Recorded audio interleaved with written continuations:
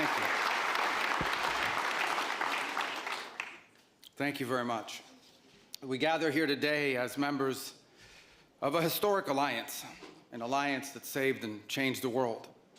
You know, when this conference began in 1963, it was in a nation, actually it was on a continent, that was divided against itself. The line between communism and freedom ran through the heart of Germany. The first barbed fences of the Berlin Wall had gone up just 2 years prior. And just months before that first conference, before our predecessors first met here in Munich, the Cuban Missile Crisis had brought the world to the brink of nuclear destruction. Even as World War II still burned fresh in the memory of Americans and Europeans alike, we found ourselves staring down the barrel of a new global catastrophe, one with the potential for a new kind of destruction, more apocalyptic and final than anything before in the history of mankind. The time of that first gathering, Soviet communism was on the march. Thousands of years of Western civilization hung in the balance. At that time, victory was far from certain. But we were driven by a common purpose. We were unified not just by what we were fighting against. We were unified by what we were fighting for. And together, Europe and America prevailed. And a continent was rebuilt. Our people prospered. In time, the East and West blocks were reunited. A civilization was once again made whole. That infamous wall that had cleaved this nation into two came down, and with it, an evil empire. And the East and West became one again. But the euphoria of this triumph led us to a dangerous delusion that we had entered, quote, the end of history, that every nation would now be a liberal democracy, that the ties formed by trade and by commerce alone would now replace nationhood, that the rules-based global order, an overused term, would now replace the national interest, and that we would now live in a world without borders where everyone became a citizen of the world. This was a foolish idea that ignored both human nature and it ignored the lessons of over 5,000 years of recorded human history. And it has cost us dearly. In this delusion, we embraced a dogmatic vision of free and unfettered trade, even as some nations protected their economies and subsidized their companies to systematically undercut ours, shuttering our plants, resulting in large parts of our societies being deindustrialized, shipping millions of working and middle-class jobs overseas, and handing control of our critical supply chains to both adversaries and rivals. We increasingly outsourced our sovereignty to international institutions while many nations invested in massive welfare states at the cost of maintaining the ability to defend themselves. This, even as other countries have invested in the most rapid military buildup in all of human history and have not hesitated to use hard power to pursue their own interests. To appease a climate cult, we have imposed energy policies on ourselves that are impoverishing our people, even as our competitors exploit oil and coal and natural gas and anything else, not just to power their economies, but to use as leverage against our own. And in a pursuit of a world without borders, we opened our doors to an unprecedented wave of mass migration that threatens the cohesion of our societies, the continuity of our culture, and the future of our people. We made these mistakes together. And now, together, we owe it to our people to face those facts and to move forward, to rebuild. Under President Trump, the United States of America will once again take on the task of renewal and restoration, driven by a vision of a future as proud, as sovereign, and as vital as our civilization's past. And while we are prepared, if necessary, to do this alone, it is our preference and it is our hope to do this together with you, our friends here in Europe. For the United States and Europe, we belong together. America was founded 250 years ago, but the roots began here on this continent long before. The men who settled and built the nation of my birth arrived on our shores carrying the memories and the traditions and the Christian faith of their ancestors as a sacred inheritance, an unbreakable link between the old world and the new. We are part of one civilization, Western civilization. We are bound to one another by the deepest bonds that nations could share, forged by centuries of shared history, Christian faith, culture, heritage, language, ancestry, and the sacrifices our forefathers made together for the common civilization to which we have fallen heir. And so this is why we Americans may sometimes come off as a little direct and urgent in our counsel. This is why President Trump demands seriousness and reciprocity from our friends here in Europe. The reason why, my friends, is because we care deeply. We care deeply about your future and ours. And if at times we disagree, our disagreements come from our profound sense of concern about a Europe with which we are connected, not just economically, not just militarily. We are connected spiritually, and we are connected culturally. We want Europe to be strong. We believe that Europe must survive. Because the two great wars of the last century serve for us as history's constant reminder that ultimately our destiny is and will always be intertwined with yours. Because we know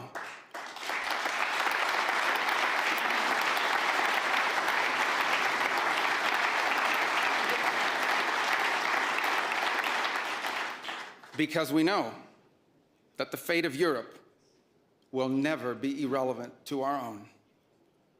National security, which this conference is largely about, is not merely a series of technical questions. How much we spend on defense or where, how we deploy it, these are important questions. They are. But they are not the fundamental one. The fundamental question we must answer at the outset is, what exactly are we defending? Because armies do not fight for abstractions. Armies fight for a people. Armies fight for a nation. Armies fight for a way of life. And that is what we are defending, a great civilization that has every reason to be proud of its history, confident of its future, and aims to always be the master of its own economic and political destiny. It was here, in Europe, where the ideas that planted the seeds of liberty that changed the world were born. It was here, in Europe, where which gave the world the rule of law, the universities, and the scientific revolution. It was this continent that produced the genius of Mozart and Beethoven, of Dante and Shakespeare, of Michelangelo and Da Vinci, of the Beatles and the Rolling Stones. And this is the place where the vaulted ceilings of the Sistine Chapel and the towering spires of the great cathedral in Cologne, they testify not just to the greatness of our past or to a faith in God that inspired these marvels. They foreshadow the wonders that await us in our future. But only if we are unapologetic in our heritage and proud of this common inheritance can we together begin the work of envisioning and shaping our economic and our political future. Deindustrialization was not inevitable. It was a conscious policy choice, a decades-long economic undertaking that stripped our nations of their wealth, of their productive capacity, and of their independence. And the loss of our supply chain sovereignty was not a function of a prosperous and healthy system of global trade. It was foolish. It was a foolish but voluntary transformation of our economy that left us dependent on others for our needs and dangerously vulnerable to crisis. Mass migration isn't some fringe concern of little consequence. It was and continues to be a crisis which is transforming and destabilizing societies all across the West. Together, we can reindustrialize our economies and rebuild our capacity to defend our people. But the work of this new alliance should not be focused just on military cooperation and reclaiming the industries of the past. It should also be focused on together advancing our mutual interests in new frontiers, unshackling our ingenuity, our creativity, and the dynamic spirit to build a new Western century. Commercial space travel and cutting-edge artificial intelligence, industrial automation and flex manufacturing, creating a Western supply chain for critical minerals not vulnerable to extortion from other powers, and a unified effort to compete for market share in the economies of the global South. Together, we can not only take back control of our own industries and supply chains, we can prosper in the areas that will define the 21st century. But we must also gain control of our national borders. Controlling who and how many people enter our countries, this is not an expression of xenophobia. It is not hate. It is a fundamental act of national sovereignty. And the failure to do so is not just an abdication of one of our most basic duties owed to our people. It is an urgent threat to the fabric of our societies and the survival of our civilization itself. And finally, we can no longer place the so-called global order above the vital interests of our people and our nations. We do not need to abandon the system of international cooperation we authored, and we don't need to dismantle the global institutions of the old order that together we built. But these must be reformed. These must be rebuilt. For example, the United Nations still has tremendous potential to be a tool for good in the world. But we cannot ignore that today, on the most pressing matters before us, it has no answers and has played virtually no role. It could not solve the war in Gaza. Instead, it was American leadership that freed captives from barbarians and brought about a fragile truce. It has not solved the war in Ukraine. It took American leadership in partnership with many of the countries here today just to bring the two sides to the table in search of a still elusive peace. It was powerless to constrain the nuclear program of radical Shia clerics in Tehran. That required 14 bombs dropped with precision from American B-2 bombers. And it was unable to address the threat to our security from a narco-terrorist dictator in Venezuela. Instead, it took American special forces to bring this fugitive to justice. In a perfect world, all of these problems and more would be solved by diplomats and strongly worded resolutions. But we do not live in a perfect world, and we cannot continue to allow those who blatantly and openly threaten our citizens and endanger our global stability to shield themselves behind abstractions of international law which they themselves routinely violate. This is the path that President Trump and the United States has embarked upon. It is the path we ask you here in Europe to join us on. It is a path we have walked together before and hope to walk together again. For 5 centuries, before the end of the Second World War, the West had been expanding.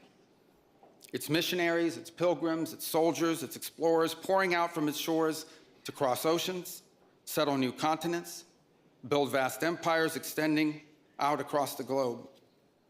But in 1945, for the first time since the age of Columbus, it was contracting. Europe was in ruins.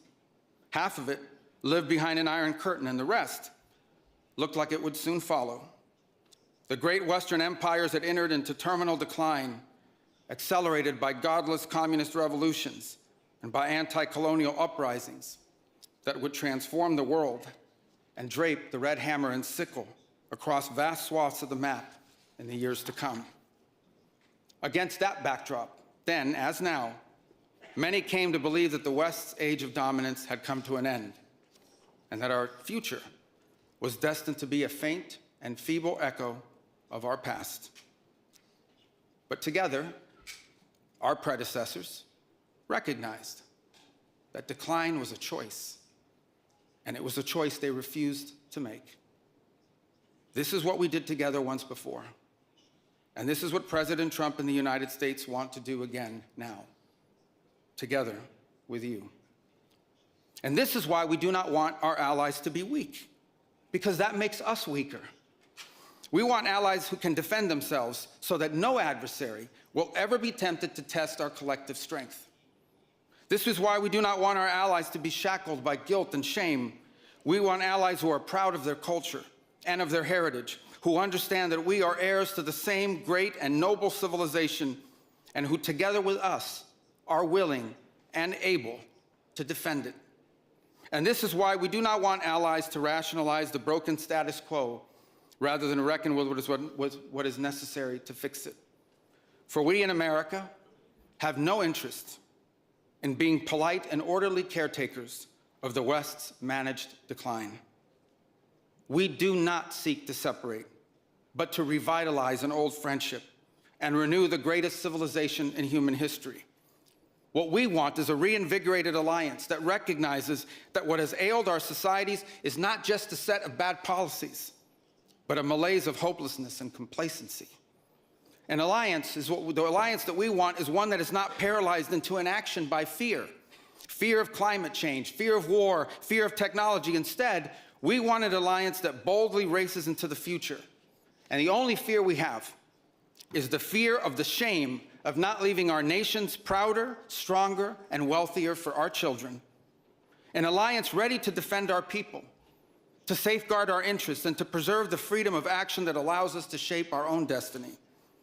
Not one that exists to operate a global welfare state and atone for the purported sins of past generations. An alliance that does not allow its power to be outsourced, constrained, or subordinated to systems beyond its control. One that does not depend on others for the critical necessities of its national life. And one that does not maintain the polite pretense that our way of life is just one among many, and that asks for permission before it acts.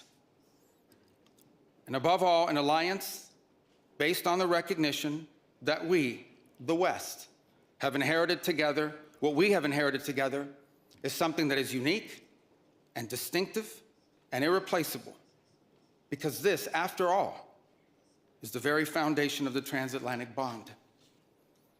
Acting together in this way, we will not just help recover a sane foreign policy, it will restore to us a clearer sense of ourselves. It will restore a place in the world. And in so doing, it will rebuke and deter the forces of civilizational erasure that today menace both America and Europe alike. So in a time of headlines heralding the end of the transatlantic era, let it be known and clear to all that this is neither our goal nor our wish.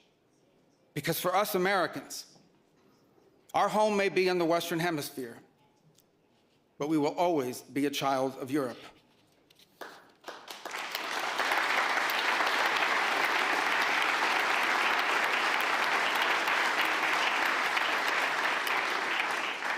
Our story began with an Italian explorer whose adventure into the great unknown to discover a new world brought Christianity to the Americas and became the legend that defined the imagination of our pioneer nation.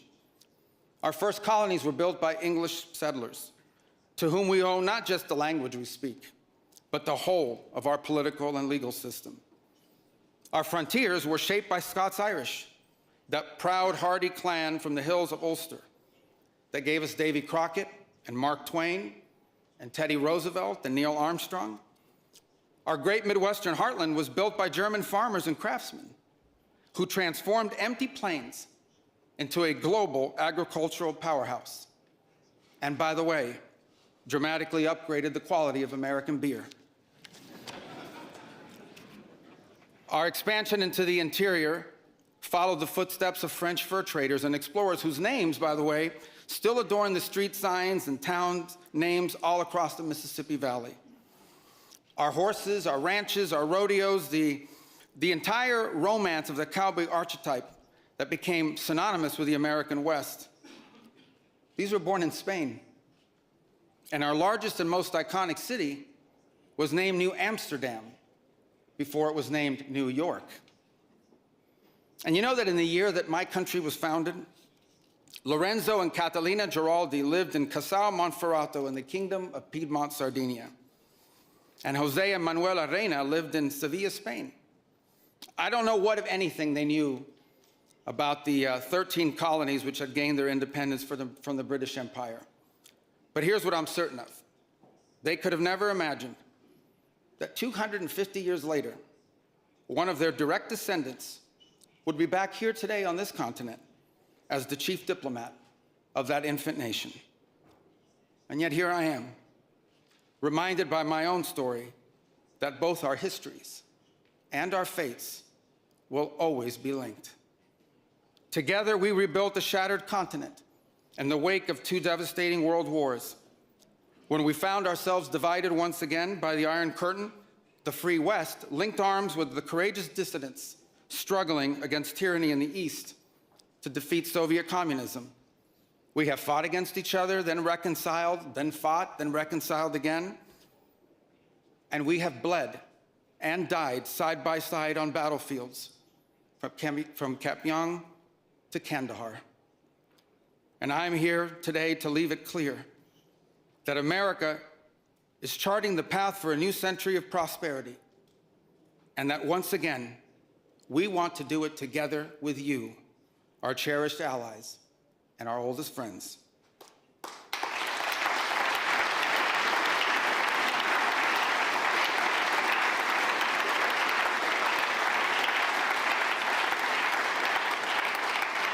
We want to do it together with you, with a Europe that is proud of its heritage and of its history, with a Europe that has the spirit of creation and liberty that sent ships out into uncharted seas and birthed our civilization, with a Europe that has the means to defend itself and the will to survive. We should be proud of what we achieved together in the last century, but now we must confront and embrace the opportunities of a new one. Because yesterday is over. The future is inevitable. And our destiny together awaits. Thank you.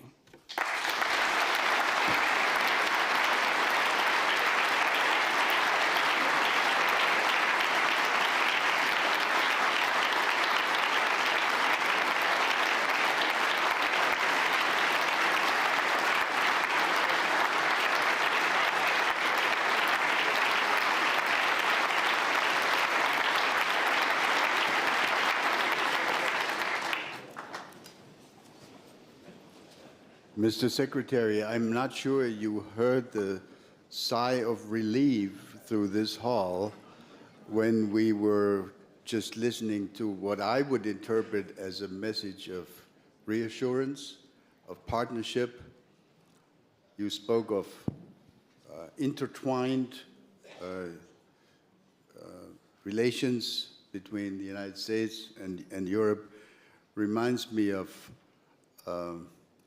statements made decades ago by your predecessors when the discussion was, is actually America a European power? Is America a power in Europe? Thank you for offering this message of reassurance about our partnership.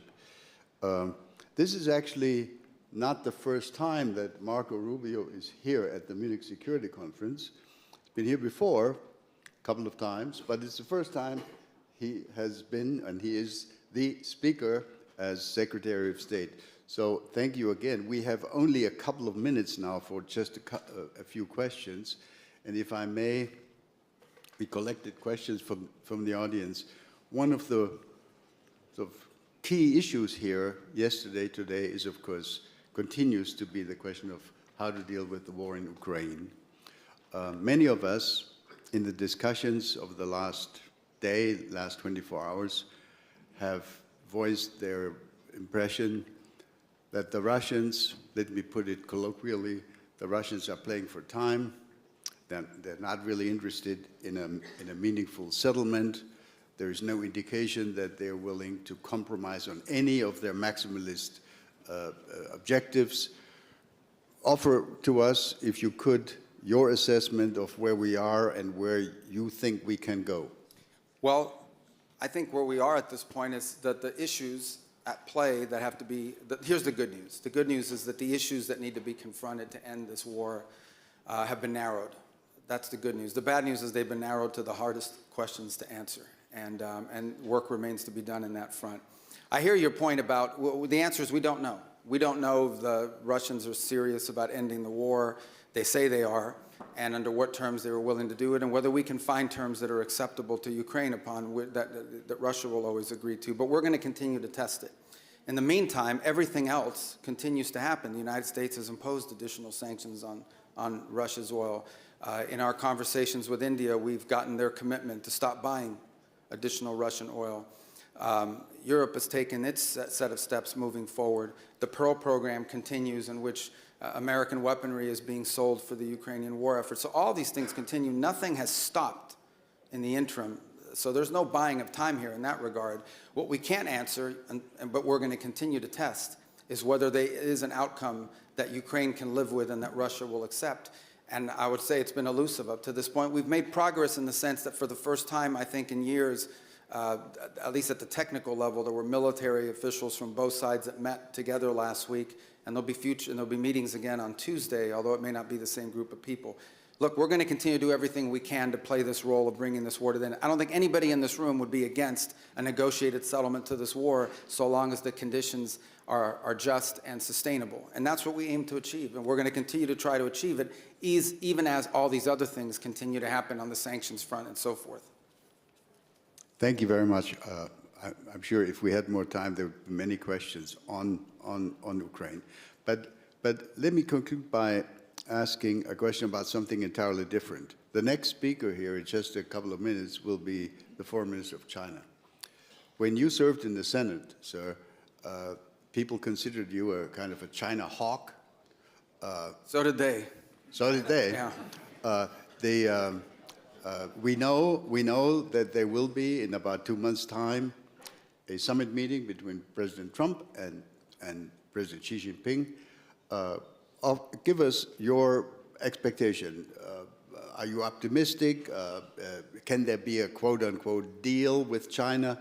What do you expect? Well, I would say this. The two largest economies in the world, two of the big powers on the planet, we have an obligation to communicate with them and talk, and so do many of you on a bilateral basis as well. I mean, it would be geopolitical malpractice to not be in conversations with China. I would say this, because we're two large countries with huge global interests, our national interests will often not align. Their national interests and ours will not align, and we owe it to the world to try to manage those as best we can, obviously avoiding conflict, both economic and worse. And so it's important for us to have communications with them in that regard. On areas in which our interests are aligned, I think we can work together to make positive impact on the world, and we seek opportunities to do that with them. But we have to have a relationship with China, and many of the countries represented here today are going to have a relationship with China, always understanding that nothing that we agree to could come at the expense of our national interest. And frankly, we expect China to act in their national interest, as we expect every nation state to act in their national interest. And the goal of diplomacy is to try to navigate those times in which our national interests come into conflict with one another, always hoping to do it peacefully. I think we also have a special obligation, because whatever happens between the U.S. and China on trade has a global implication. So there are long-term challenges that we face that we're going to have to confront, that are going to be irritants in our relationship with China. That's not just true for the United States, that's true for the broader West. But I do think we need to try to manage those the best we can to avoid, unnecessary friction if it's possible. But no one is under any illusions. There are some fundamental challenges between our countries and between the West and China that will continue for the foreseeable future for a variety of reasons. And it's some of the things we hope to work together with you on. Thank you very much, Mr. Secretary. We've run out of time. I'm sorry that I can't take questions from all those who wanted to ask questions. Mr. Secretary of State, thank you for this message of reassurance. I think this is much appreciated here in the hall. Let's offer a round of applause.